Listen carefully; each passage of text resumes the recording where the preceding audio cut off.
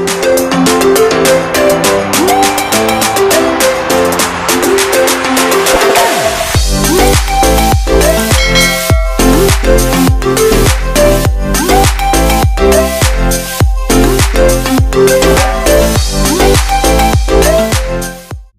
semua, selamat pagi. Kembali lagi bersama Putri D dalam mata pelajaran Ilmu Pengetahuan Alam. Bagaimana kabar kalian? Sudah siap untuk belajar? Hari ini kita telah memasuki materi tema 3 yaitu tentang bentuk dan fungsi tubuh hewan. Hari ini kita telah memasuki materi tema 3 yaitu tentang bagian tubuh hewan dan fungsinya. Nah, bagi teman-teman yang baru bergabung dengan channel ini, jangan lupa klik tombol subscribe dan aktifkan notifikasi loncengnya ya, agar kalian mendapat info terbaru tentang video pembelajaran.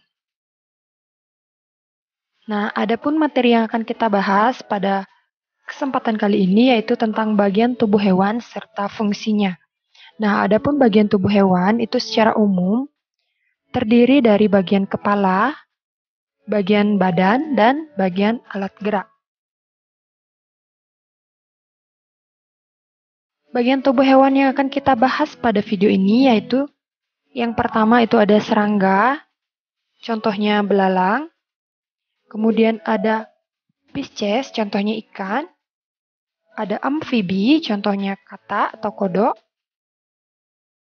Ada aves, contohnya itu burung. Ada reptilia, contohnya kadal. Dan ada mamalia, contohnya itu kucing. Nah, marilah kita bahas satu persatu mulai dari bagian tubuh dan fungsi serangga. Itu contohnya belalang. Nah, belalang ini memiliki bagian-bagian tubuh yang berfungsi untuk menjalankan kehidupannya. Nah, bagian yang pertama yang ditunjukkan oleh anak panah itu disebut dengan bagian kepala. Bagian yang kedua disebut dengan perut. Bagian ketiga disebut dengan kaki.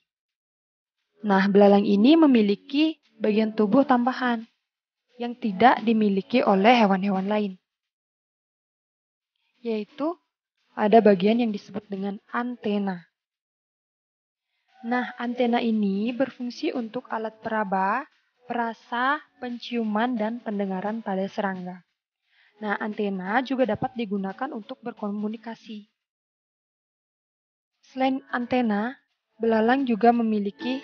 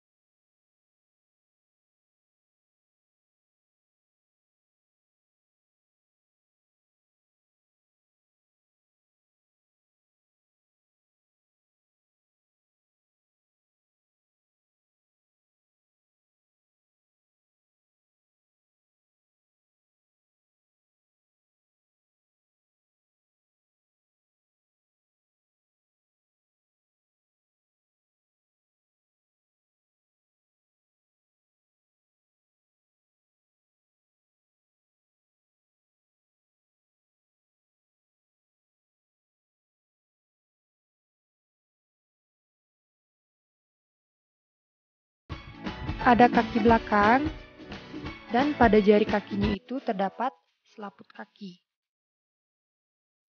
Nah, kalian bisa perhatikan pada gambar, kaki belakang kodok itu lebih panjang dibandingkan dengan kaki depannya. Nah, kaki belakang yang lebih panjang ini berguna untuk membantu katak ketika ia melompat. Nah, jadi katak ini ketika berudu dia hidup di air dan bernapas menggunakan insang, dan ketika dewasa dia bernapas menggunakan paru-paru dan kulit. Maka dari itu, kulit dari katak itu berpori-pori karena digunakan untuk membantu dalam bernapas. Nah, itulah bagian tubuh dan fungsi dari tubuh katak. Hewan yang selanjutnya yaitu ada reptilia. Contohnya di sini adalah kadal. Nah, adapun bagian tubuh dari kadal itu yang pertama, kalian bisa perhatikan tanda panahnya disebut dengan kepala. Kemudian bagian kedua disebut dengan mata. Bagian ketiga ada perut. Bagian keempat ada kaki. Dan bagian terakhir itu disebut dengan ekor. Nah, hewan reptilia ini merupakan hewan bertulang belakang yang bersisik dan bernapas menggunakan paru-paru. Kadal memiliki tubuh panjang dan ramping yang beruncing ke belakang dan berakhir dengan ekor. Kadal memiliki leher yang panjang dan pada badannya terdapat 4 kaki dengan 5 jari pada tiap-tiap kakinya. Nah, ekor kadal yang panjang membantu dalam pergerakannya. Beberapa jenis kadal akan memutuskan ekornya jika berada dalam keadaan berbahaya. Ekornya yang putus akan bergerak-gerak dan menarik perhatian pemangsa, sehingga kadal dapat melarikan diri dari musuhnya. Nah, itulah bagian tubuh dari kadal. Hewan yang selanjutnya yaitu ada aves. Contohnya di sini ada burung. Nah, berikut ini merupakan bagian tubuh dari burung. Yang pertama itu ada bagian kepala, yang kedua bagian paruh, yang ketiga bagian badan.